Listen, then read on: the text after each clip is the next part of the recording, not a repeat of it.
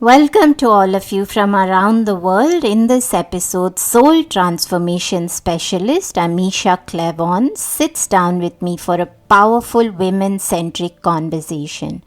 If you're a man, don't hit pause. This conversation can provide you with much to take your own relationship to the next level. We go into fascinating areas, not in a traditional sleep view, but exploring something which can make or break all women, our sense of self-worth. As you'll see right through the conversation, Amisha is definably on point with feeling a powerful sense of self-worth herself. What can we do to reach that space ourselves? We'll talk about how comparison is the thief of our joy and how we can reach balance, strength, and inner sparkle. You'll see that many of what we break down on this episode play an integral part in your ability to rest, sleep, and rejuvenate. As women, let's all come together in support of feeling a greater sense of self-worth so that we may transform ourselves, our lives, and the female world at large. My guest, Amisha Klawonn, is a sleep coach, healer, and soul transformation specialist. She has over 20 years of experience as an integrative physical therapist and is extensively trained in manual therapy, movement modalities including pilates, yoga, barre, and is a certified women's wellness coach. She uses her background to help women understand their root causes in not sleeping and helping them discover how to begin to shift their beliefs, to understand the wisdom that comes from rest and allowing the body and mind to settle. You can find her at 40daystoBetterSleep.com. Now join me in this conversation with Amisha.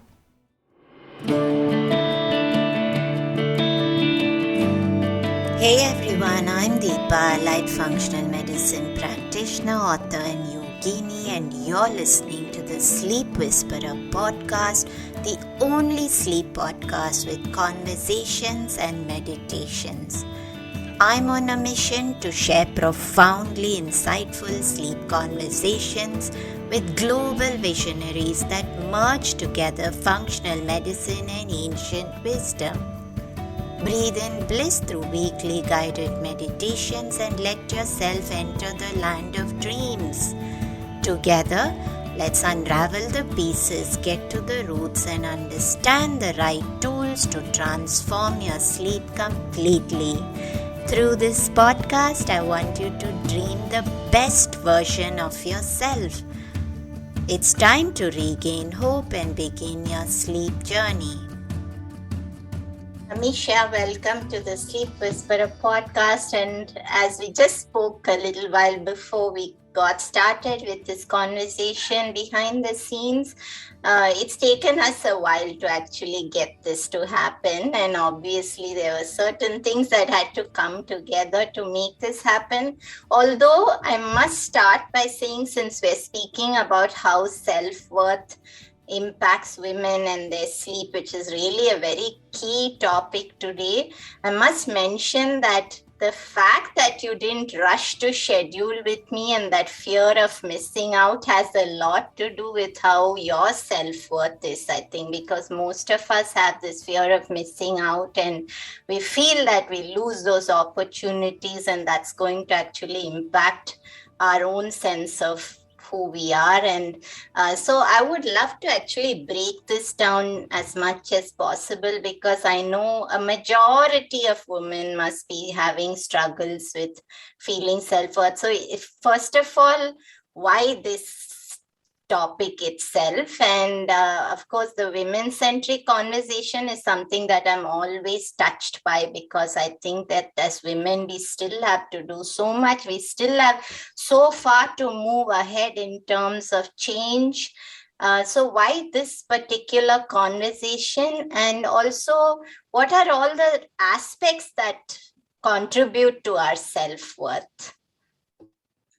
Okay, thank you so much for having me. And yes, I agree. I think it's such an important conversation to be having in terms of self-worth. And yeah, thank you about the scheduling. I think that one of the things that's really come through for me is that what is meant for me will show up for me. And so when opportunities present themselves, for me to be at my best, I really have to be in a good space. And we recently just moved and we were in boxes and it took 2 weeks to move. And it was just a bit of a lot of chaos. And I don't function that well in chaos. And so it's very hard for me to schedule and be grounded and be really who I be the person that I talk about in conversations. And so I'm thrilled to be here now. And I think that when it comes to self-worth with women, I think that one of the points you just brought up is so vital in terms of women do have this, and it's not just women, but I can speak to women as a woman, is, there is this fear of missing out. And if I don't do it now, this opportunity is gone. And yes, I have 10 things on my plate, but I'm just going to go ahead and take and say yes to this. And I'll give up 2 hours of sleep, or I'll just wake up earlier, or whatever it might be. But I know that women really do tend to kind of burn the candle at both ends to really make it in whatever it is that they're driving towards, whether it's a career, whether it's family things, whatever that may be. And I do think a really essential piece of self-worth is just setting boundaries for what is truly important, and then moving from that space. I love it. And maybe we can just start by actually looking at how do we realize what is truly important to each of us. So is there some way, because obviously there's going to be different. And when you spoke about burning the candle at both ends, I must admit, Amisha, that if a candle had 6 corners, I would be burning it from all 6 ends of it. Oh no! So I was just smiling to myself, because that's totally me, that I would say, okay, I'll just wake up 1 hour earlier. I'll just do this for a little later in the night. And I think it also, I'm not sure, I don't want us, of course, to go into these different tangents, but in terms of Ayurveda, the fire body, the Pitta, or even what in the West you would name as the Wonder Woman, adrenal overdrive. I mean, I'm all of that. So it's very easy to actually burn out in that situation. And along the way, I've realized that for me personally, there are a few things that are a non-negotiable. And that's like by 5 p.m., I'm put everything on airplane mode, and then I don't have any access. So there's no mails, no messages, nobody can reach me. And somewhere I found that there is a difference for me in putting a phone on silent versus putting it on an airplane mode, because somewhere it's telling my subconscious mind that the world can wait for you until the next day. And that's made a world of difference. But how can we actually look at what's important to each of us? Is there a paradigm that you have, some sort of a framework in terms of all these petals that are playing a role in each of us? Because I think also there is a tendency, if we looked at the different aspects of our life, that some of us do, we might be very disciplined about, like for me, putting off the work, but maybe I don't give as much time to sitting with my child. I mean, how do we actually look at what, and how do we balance out all these areas?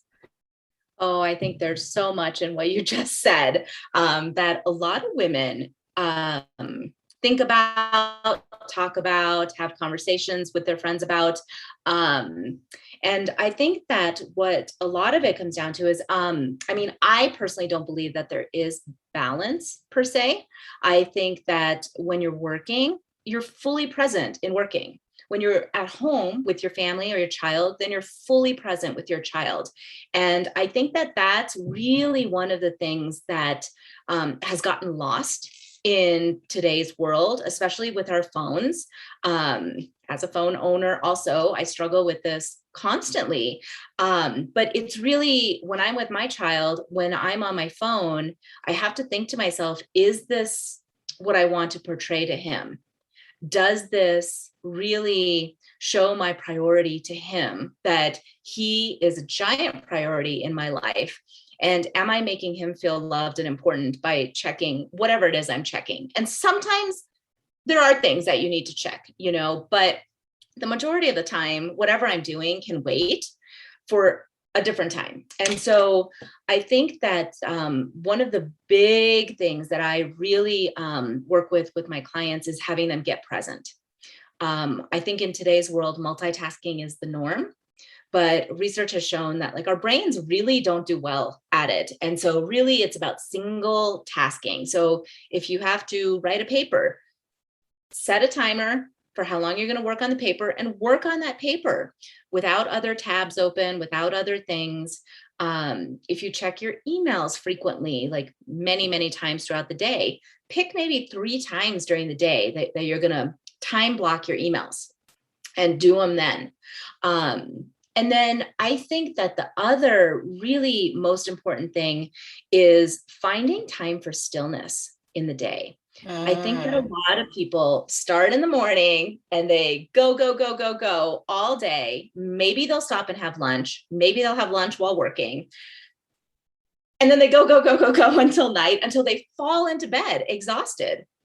And I think that continuous kind of drain on our systems, that's not how our bodies are meant to function. And so really finding little pieces of the day that you can take back and move inward. And so one of the first things that's going to come up that people listening are going to say is, I don't have time for that. And the truth is, if you're able to shift how you're functioning with technology and some of these thoughts in your head, like that I don't have enough time is kind of a scarcity mindset, versus moving to an abundance mindset that says, I do have the time and I'm worth it. And so by finding these kind of times of stillness, what I mean is stopping for a minute during your day, maybe putting your hands on your heart and just taking 3 deep breaths just to start to anchor yourself. What I mean is maybe first thing in the morning, whatever your routine is, if it is to grab your phone, then to wait 10 minutes before you grab your phone and go outside and get some sunlight, or go near an open window and just do a couple of stretches first thing in the morning. It might mean taking a 15-minute lunch and going outside. It might mean taking your body for a walk. I regularly have my clients every hour. I do have them use their technology and set an alarm on their phone to do a body check-in. And when that alarm goes off, whatever they're doing, they stop and they just take 30 seconds and say, what does my body need right now? And it could be, it's, I need to just get up and move around. It's, I need to go get a glass of water. I need to use the restroom. But really beginning to pay attention to those subtle signs of the body can start to make a difference in some of these bigger things we're seeing in the world right now: anxiety, depression, adrenal fatigue, just all of these things, insomnia. But how we live our day is going to affect our nights. Oh, absolutely. And when you mentioned, Amisha, about how when you're with your child, you're meant to just be with your child completely. And this took me back 20 years ago to when I was in the ashram and training in yoga, and the guru had said about meditation not being sitting in a place still and just trying to meditate, but it's about being mindful and meditative in anything that you do. So if you're with your spouse, then just being completely with your spouse, or when you're at work, then of course being completely with your work. And that is also a form of meditation. So there's a beautiful verse in the Bhagavad Gita which translates as, It's more important to find the stillness in action, meaning whatever that you do, you find the stillness, rather than actually sitting still and having that active mind and forcing it to be still. So we could be meditative in practically anything that we do. So that's what you described, and that was so beautiful. But of course, the truth is, and I must say this before we really talk about self-worth, is that as a working woman today, we do have far more on our plate than maybe my grandmother 2 generations ago, because there's simply too much to do in terms of we want to be great mothers, we want to achieve something out there in the world, we want to have that quality relationship. And at times on a daily basis, we do feel as if we are missing out or failing miserably in some aspect of this. So what can we actually do when this is a absolute, it is something that we need to figure out together as a group of women, and how do we do this, and how, of course, what I would love to know, how do I just make myself value myself a whole lot more? Because I'm sure those are areas that women come last, because usually when I have clients fill out forms and talk about what did they do for themselves, and that's always the last priority. It's always, and there's always a sense of guilt that, oh, I could have been doing this for my child, I could have made something else. Instead, I chose to soak in a tub for myself. And these are things I think that is not just in a house where maybe there's a conservative spouse who's giving them that sort. It has totally to do with themselves. It may not always have something to do with an external factor.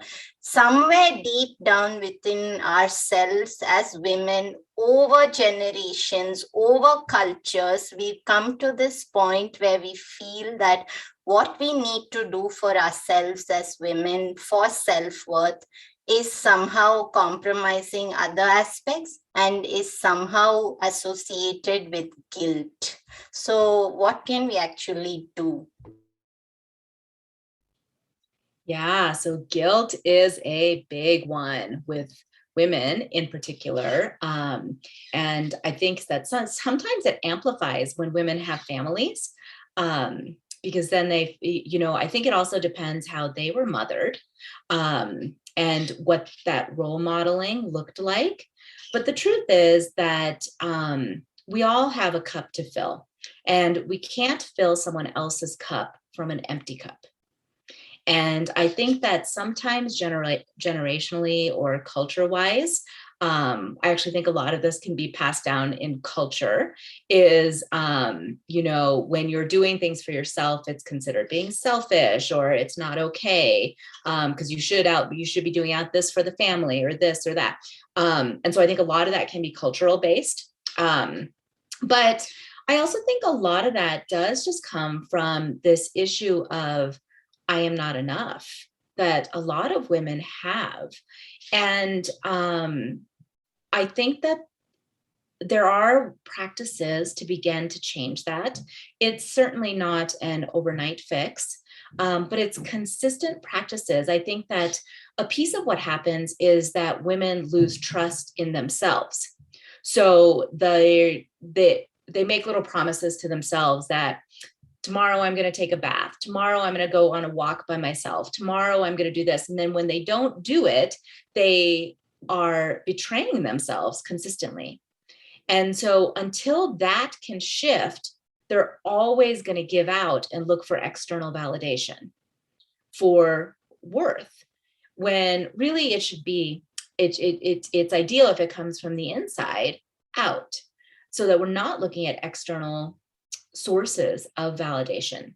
So some practices that I believe are very helpful. But before you go into practices, yeah, Amisha, I must ask you, because you said that we need to focus on self-worth from within and stop looking at that from external sources. Yeah. And yet this is some sort of a misnomer in today's world where we're constantly seeking validation from a social media world. So, Yeah. I mean, that itself, because I think it truly does. When I tell someone to, as you said, time block areas Yeah. for social media. So, being very conscientious and mindful about usage where you do interact, but it doesn't become where it takes you over and then the fingers just moving rapid fire constantly through your screen. And I think that does contribute when you've lost that control. There is something to do with dopamine, and then there's the aspect that then it's leading you into a state where you are actually seeking out external approval. So I think maybe you'll talk about that in how we actually increase our self-worth in terms of practices. But I just wanted to mention that it's really hard for many to do that, because I've personally had clients in US, so obviously like 12 hours ahead behind me, and sometimes in the middle of my day I get replies when I've sent something, and then I've said, but why are you texting me at this time? Isn't it midnight or 1 o'clock? And they've said, yeah, I didn't get sleep, and then I was just scrolling social media. And so, of course, I don't think that many women actually make this a priority and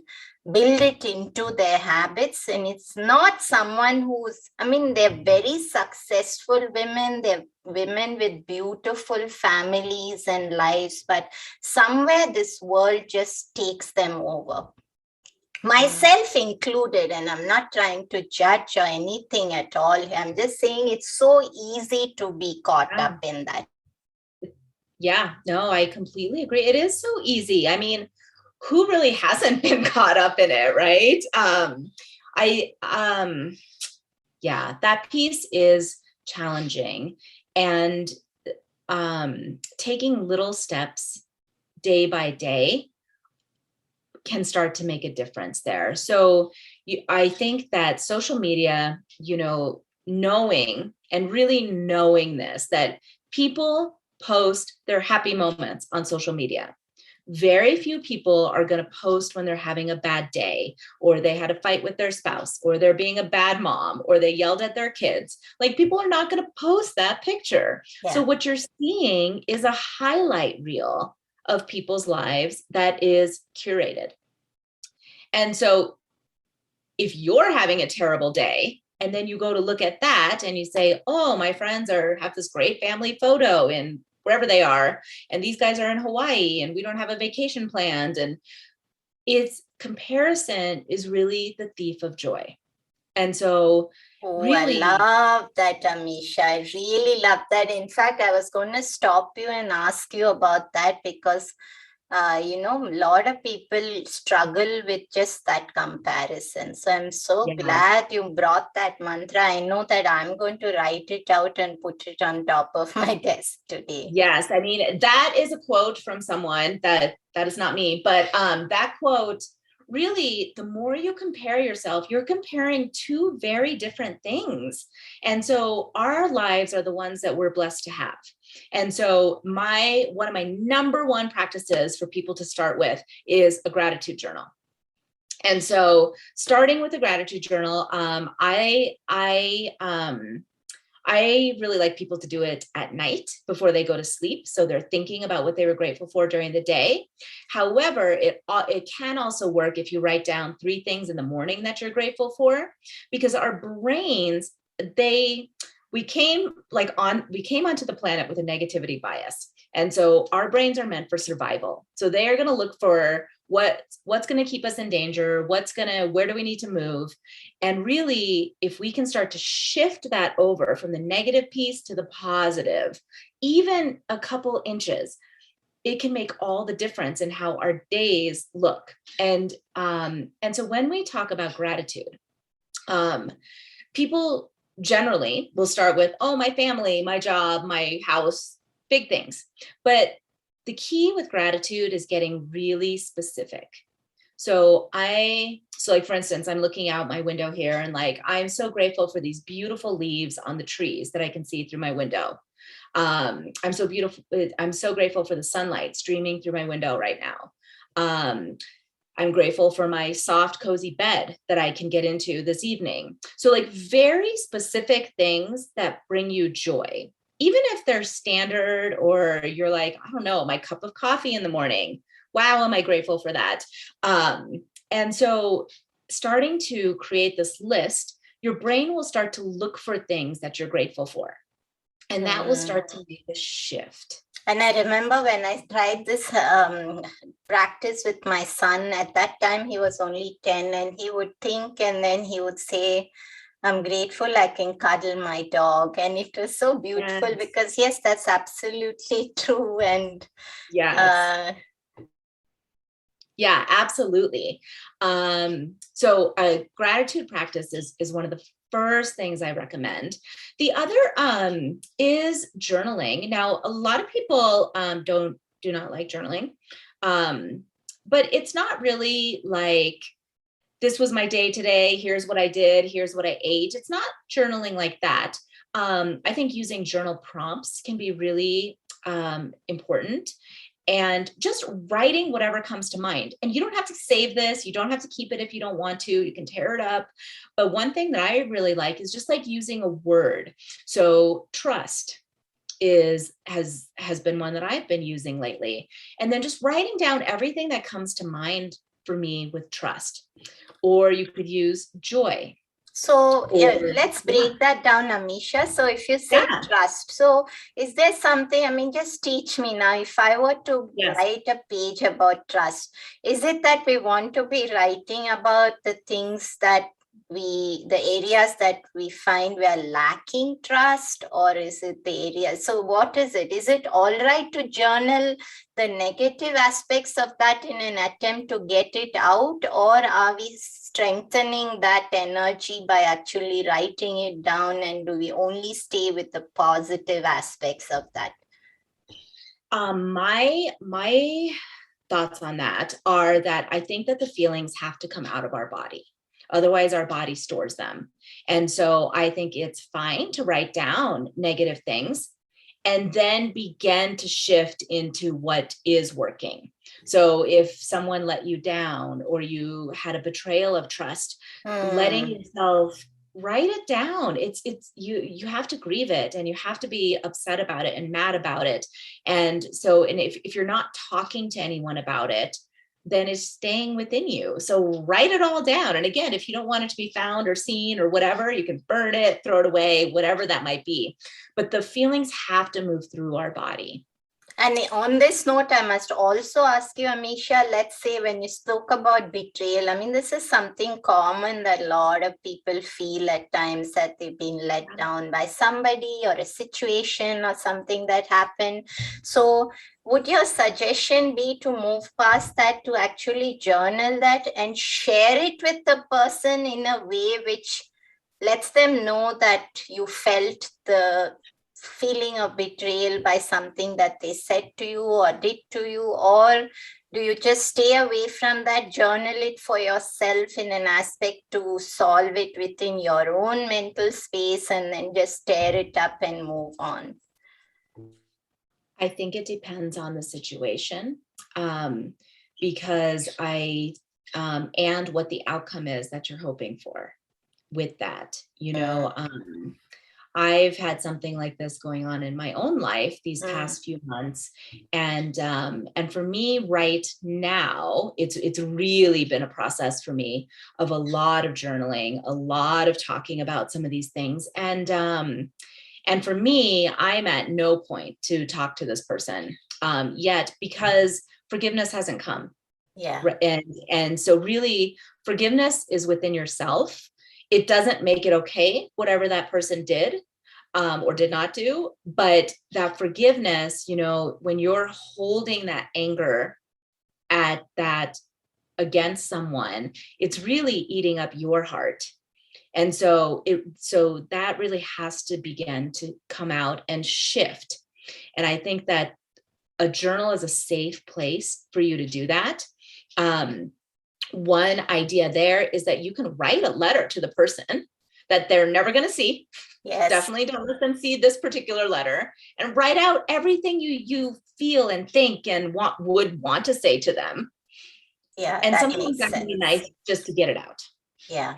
Yeah, that makes a lot of sense. And you're so right, because and when you mention outcome, that really popped in my head, because most of the times that the outcome we are expecting is dramatically different to what actually happens, and we're not really ready for that. So is Right. probably, and of course, this also has to do, Amisha, I think, with personalities of women, because there are women who just can't hold back words, and then there's women who are always holding back words, and sometimes each of them need something which is the opposite at certain times. But let's just move on to what you have to share in terms of what can we do for ourselves. Yeah. So, okay. So we talked about gratitude journaling and just regular journaling. And then I think that the other piece of a lot of this just self-trust is taking care of our physical body. When our physical bodies don't feel good, it is hard for our emotional bodies to feel good. So really taking time to go out and move your body every day. So for 30 minutes a day, go out and do something. It doesn't have to be a class, but go out and walk or do yoga or whatever feels good to you. Put on a song and dance. But moving your body is vital to letting things flow through you. I so agree. And in fact, I was going to ask you, because women are so ruled by hormones, and hormones behave beautifully when we are taking care of ourselves. Because I personally can tell you, Amisha, that when my hormones were way off balance at one point in time, and I'm divorced from a previous marriage and in a different marriage now, but very happy. But there was a phase where my hormones just went crazy, and I started to almost imagine as if every woman that my husband was talking to was hitting on him, or he was hitting on her, and it wasn't healthy at all. And it seems real in your head. And I know a lot of women have different situations, but hormones can make you actually believe that something is true when it's not truly that way. And I'm so glad you mentioned taking care of the physical body in order to have healthy emotions. And on that note, I would like, since you have a lot of experience with women's health, I would like you to take us a little bit through supportive ways of eating before we can get to the rest of what you have to share with us. Sure. Well, so in taking care of our physical body, it is important to eat regularly and eat meals that are going to nourish our bodies. I also think that the way we eat is very important. So I'm just going to move to that for just a second here, which is really taking time to be mindful with our food. And so oftentimes I think women eat on the run. If they have kids, they're eating whatever the kids left behind. They're not really making dinner for themselves, or you're eating watching TV, which is all, everything's fine in moderation. But if that's how you're living your life and you're having health problems, then I think that's something to start to think about, is how am I eating on a regular basis in terms of the energy around my food, whatever my food is. And that's why I like to always be done making what I need to do for everyone else. And then I say, no, I don't want to eat first. I want to be done with you, and I want to sit peacefully with my meal. Yes. And so there is definitely something to be said for that. And then just really eating peacefully, right? And taking a couple breaths before you eat, chewing your food, taking time to really absorb that nourishment. And so I think that the way we eat matters. And then what we eat, of course, matters for our health. And so, I guess there's a lot that we could go into there. But I think supported eating for your body is really keeping your blood sugar balanced. throughout the day. And so that can be different for different people. And then just eating regular meals though. So not skipping breakfast, not skipping dinner. And then also I think that in relation to being able to sleep through the night, an earlier, lighter dinner can make a big difference in making kind of your lunch meal the heaviest. And that's actually the Ayurvedic aspect of eating as well, where you eat where Agni is at its highest in the middle of the day, close to noon, and then you taper off eating before sunset and keeping it light. It makes a world of difference. Although I guess as a culture, most people are doing the reverse. And there's a lot of fasting that women are putting themselves on, very long fasts where they just eat in 4 hours, and they have so much dysregulation in blood sugar and hormones. But somewhere there's this perceived aspect that there is a magical diet out there, and today it seems to be associated with fasting. Yeah. Well, and fasting has great benefits. Oh, absolutely. But done the right way. Right. But it's not for everyone, and so if your physical body is already struggling, if your hormones are already struggling, your blood sugar is up and down, then you really want to start to get that regulated a little bit first before doing intermittent fasting. And so really speaking with your physician or a health coach who can really personalize it for you, I think makes a big difference when it comes to fasting in particular. But I think an earlier, lighter dinner is great for most people, unless you're waking up in the night because of blood sugar problems. Then you might need to eat something a little bit before you go to sleep. But really focusing on what you're putting in your body, like, are the majority of your foods processed or whole? How many vegetable servings do you eat each day? How much water are you drinking each day? What alternative drinks are you drinking? Is there a lot of sugar in those drinks? And so just kind of looking at that, especially if health is an issue or sleep is an issue for you right now. Perfect. So let's come to a little, I know we are almost out of time, so I'd love for you to I know you have a little bit more to share in terms of what can we do for ourselves other than foods. I'd like you to just take us through that, and then we'll conclude this conversation. Great. Yeah, this went so fast. Okay, so I think that, when we're talking about self-worth and women, I think that women kind of have this internal drive to be productive. And part of that does come from the external world, but really we take it in and we make it ours and we make it happen. And so if we're talking about that candle again on both ends, that can only burn for so long before something gives out. And this is usually where women start to say, something's missing. What's going on in my life that I don't feel good, or I feel unmotivated, or I can't sleep, or I can't lose this weight, or why don't I have any deep friendships anymore that I used to have? And so I think kind of looking at all of these domains in our life can really make a big difference in seeing where we should start. I don't think there is kind of a one all for everyone. I think it's a little different depending what is needed. But I do think that as women, we all need these kind of domains of security within our life. So that's having a good support network. So that can be healthcare practitioners and coaches, as well as your friends and family that support you in whatever changes you're wanting to make in your life right now. And then there's nutrition, looking at that. There's sleep, like how would you rate your sleep on a daily basis? Are you getting 7 to 9 hours a night? Are you staying asleep through the night? And then really just kind of looking at your movement. How is that affecting the rest of your life? And so really just kind of taking those domains and just putting maybe a number like 0 to 10 on there and seeing where you're at. And the lowest one might be where you want to start, looking at how can I add more support in for myself to start to make the changes that I want to make, because they're all going to be step by step.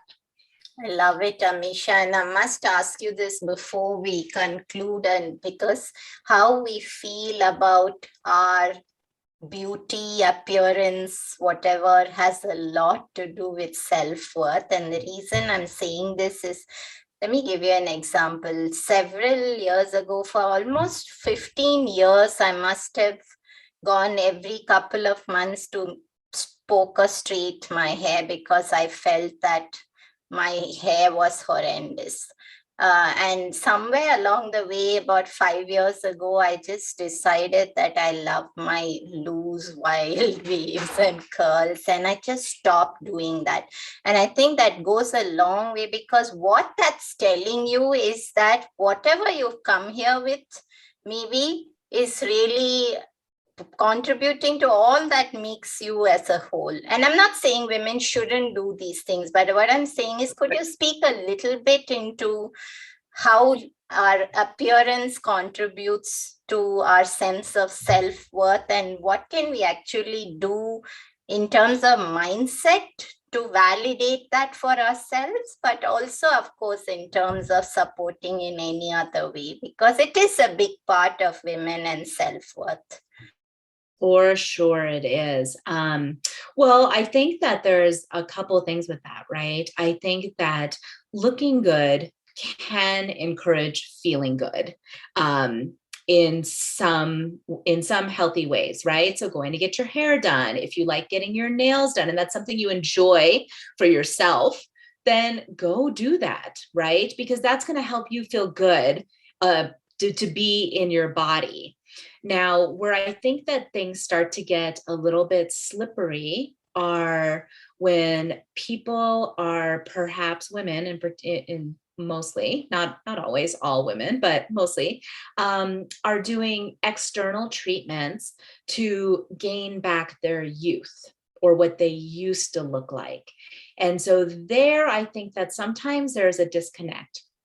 I think that if it's what makes you feel really good and it makes you feel good in your body, great. We're lucky to have all these options.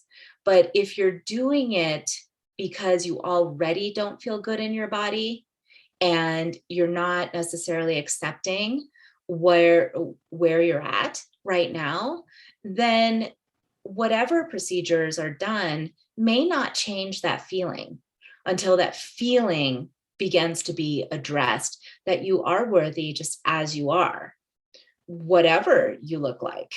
And so, I know during this like crazy pandemic time last year, I didn't have my hair done for like 6 months. And I really did not like it because I needed a haircut, I needed it colored, and it really did bother me. Mainly just because I didn't like what was happening at my roots and with the color. And so, but it wasn't necessarily an expression of, I did not accept myself. I did, but I like my hair better when it's colored. And so then when I did go in to see the hairdresser, I was like thrilled. And so it made me feel better about who I already was. I think so. And the reason I asked you was, a lot of women, obviously if you're struggling with hormones and that's impacting how you react emotionally. I remember someone telling me that she was scared to go to sleep because she was scared to wake up the next day and look in the mirror and find new eruptions in acne. I mean, and that's so deeply bothering to someone like that, because that's a huge part of self-worth. And I must say this, Amisha, because that is not aesthetic alone, because I know that as a child, I don't think anyone in my family knew how to look deeper at my chronic skin condition, and it impacted confidence in such a big way. That's why I think that the physiology is linked to the psychology and vice versa in terms of self-worth. Yes. Yeah.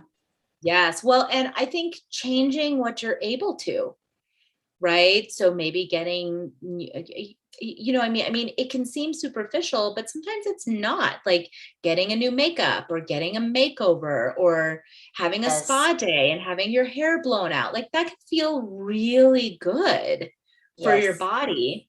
But then also, if there are deeper things like that, is now looking at your support network and saying, hey, why is this happening?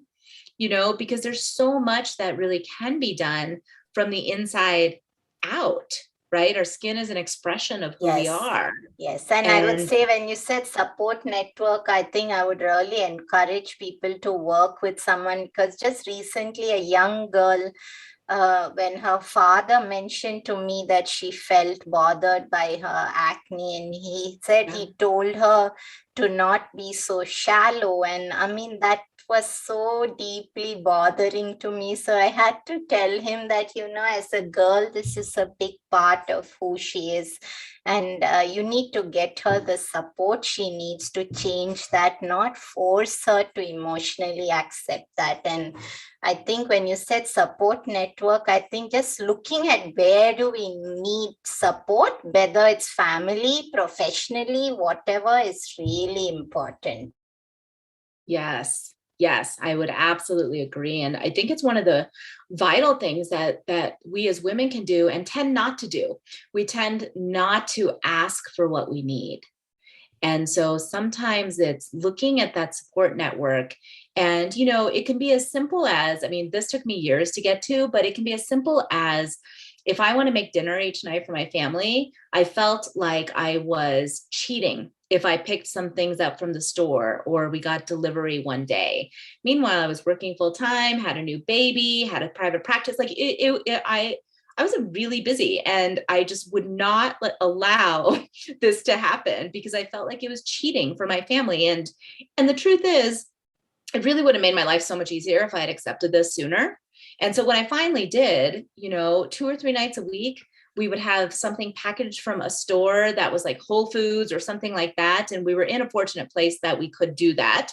And then other times, my family offered to cook for us one night a week. And so I had resisted so long. And then finally I just said, yeah, we need help, because my health was really getting very damaged. I love it. I And love that. so, yeah. And so sometimes it's just looking at what's already available to us and what are you resisting? And Then make the Amisha, latter move. when you said about asking for help, and I'm really, I struggle to do that myself. But the one time in the month when I do have a period, I think just on the first day of my period, I just go into bed, pull the blanket over, and I watch shows all day long and close up my work, and then I just make sure that someone else takes care of. And I know a lot of women resisted this because it's associated with the ancient Indian custom of women taking time off during their menstrual cycle, which is today associated with the feeling of untouchability, or taboo, or she's not clean, when that was never the case back then. It was a form of self-nurturing for women, where they took time away from having responsibilities and just connecting with themselves and being with themselves. And I think that's a time where also we deplete ourselves if we are pushing ourselves and we don't take that time to rest. I wish I could go on speaking with you. I didn't when you said self-worth, and I was wondering, okay, is this episode going to be short? And it's just flown by way longer than we planned. Do you have any final shares before we come to the end of the show?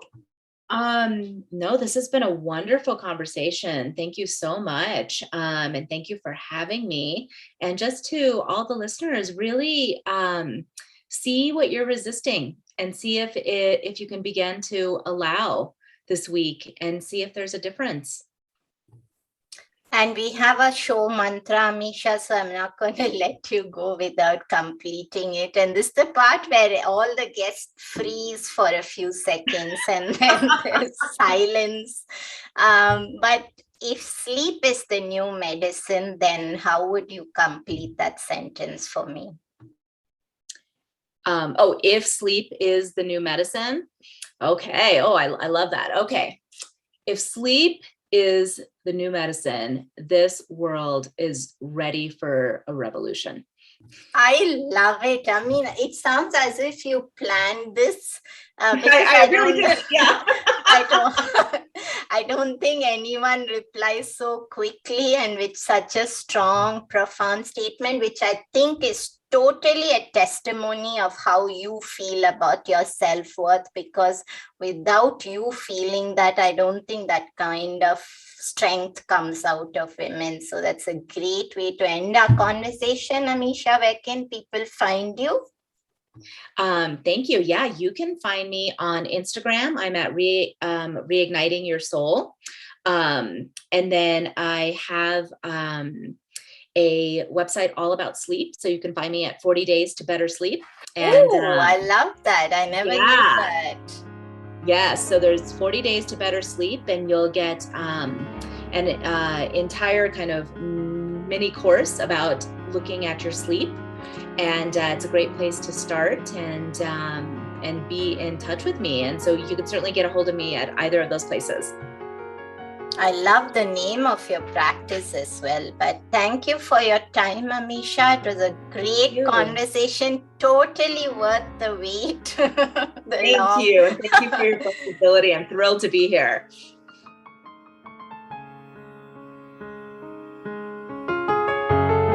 Hey everyone, I hope you enjoyed the show. Just a reminder that this podcast is for information purposes only. This is not a substitute for professional care by a doctor or otherwise qualified health professional.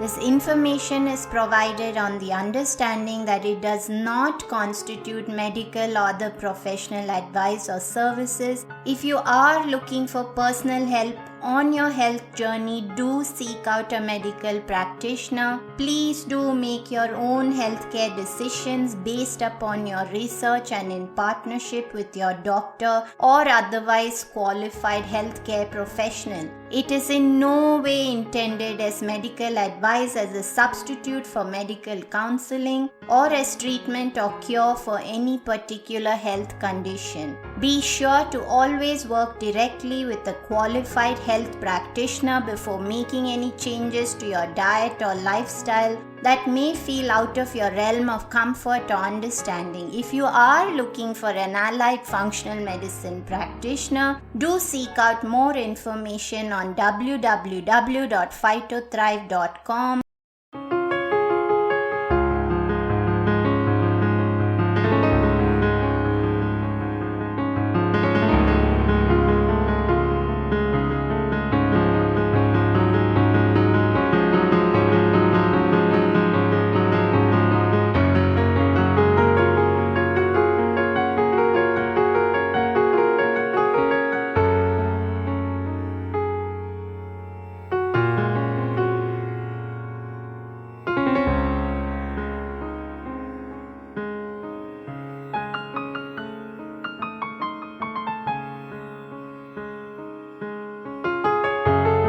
Hey everyone, I hope you enjoyed the show. Just a reminder that this podcast is for information purposes only. This is not a substitute for professional care by a doctor or otherwise qualified health professional.